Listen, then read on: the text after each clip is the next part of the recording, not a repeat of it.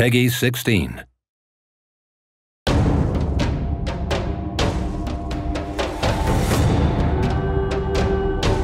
You encountered a lot of pirates in the prequel Risen, as well as in other games that we have developed, and that fitted pretty well with the dialogue style of the games and their quests, so we decided to turn it into a complete game. Previously, we tried to establish as many facets as possible with an equal standing.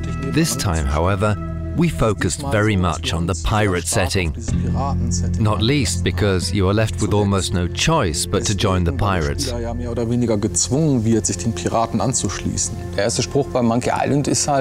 first line of Monkey Island is, "I want to be a pirate," and then you gotta go to the tavern and do piratey things, find a treasure and so on.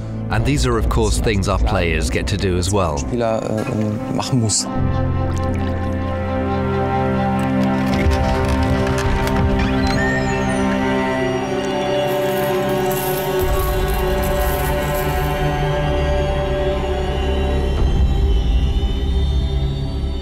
Wie man hier sehen kann, wollten wir raus aufs Meer und durch diese Schiffsreisen halt ein tropisches und exotisches Piratenspiel erzeugen. Hier haben wir die Startlocation. Hier lernt man das Spiel kennen. In einem Tutorial kannst dann am Anfang ein paar Monster plätten am Strand oder so, in der letzten Bastion der Menschheit. Fährst dann auch ziemlich schnell dann mit dem Schiff rüber zu der ersten Insel, die dann schon etwas größer ist, wo es auch zwei Lager gibt, einmal von der Inquisition und einmal hier hinten das Piratenlager. Da wird die Welt ein bisschen größer. Wenn du dich den Piraten angeschlossen hast, dann kannst du dann mit dem Schiff direkt mit den Piraten zu dieser Küstenregion auf dieser Seite dann hinreisen. Die Welt wird immer größer und von da ab hast du dann irgendwann, hier kriegst du dann dein eigenes Schiff und kannst dann auch andere Inseln dann weiter bereisen. Es lohnt sich auf jeden Fall am Ende des Spiels, im weiteren Verlauf des Spiels dann auch nochmal Locations, die man schon bespielt hat, nochmal hinzureisen, weil es da auch noch mehrere Quests gibt, noch im hinteren Bereich des Spiels.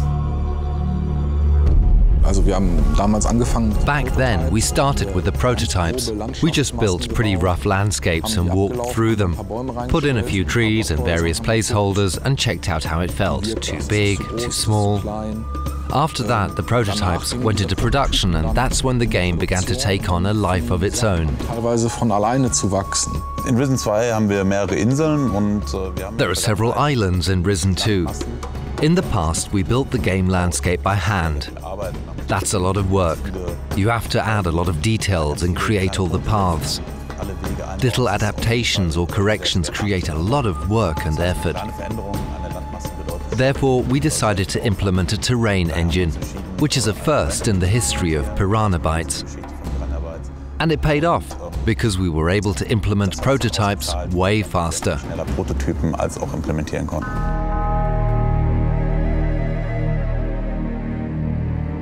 Beim Projektanfang von Risen 2 ging es erstmal darum, ein Setting zu erschaffen.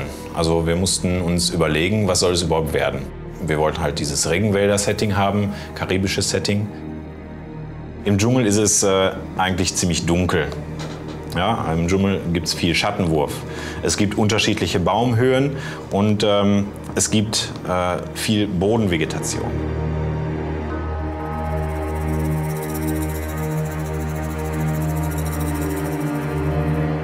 Wir haben jetzt in Risen 2 uns für einen leichten Dschungel entschieden. Ja, also weniger dicke, große Bäume, sondern eher dünne, kleine und davon ganz viele.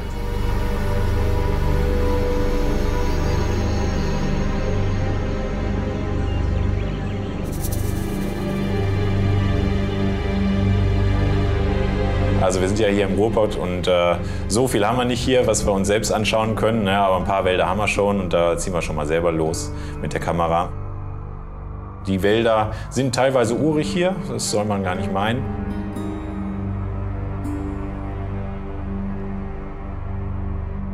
Es ist wie immer gewesen. It was the usual struggle of making it neither too big nor too small. We tried to keep things balanced out. On the one hand, you've got to create a world that's big enough to make it plausible that you require a ship to get from one scene to the next. On the other hand, if it's too big, it gets boring due to the sheer size of it. We used the islands to put certain structures in place. At the start, players have no ship, so they are told to go to Island A, then to Island B, and suddenly you get your ship and you can get to Island C, D, E, F, G, in whatever order you desire. We had to think about how to give each island its own unique character, so that every time you set foot on a new shore, you'll find yourself in the same situation, washed up onto an unknown island as in Risen 1. The settings and plots are set up correspondingly. Originally, we intended to have smaller locations, but a lot of them. What we've got in the end are a lot of big locations and a lot more fun exploring them. We are not able to build a camp that consists of only 5 interacting characters. There's got to be at least 20 of them, and of course each of them has at least one quest for you. As a result, the game has grown. It really became a huge world.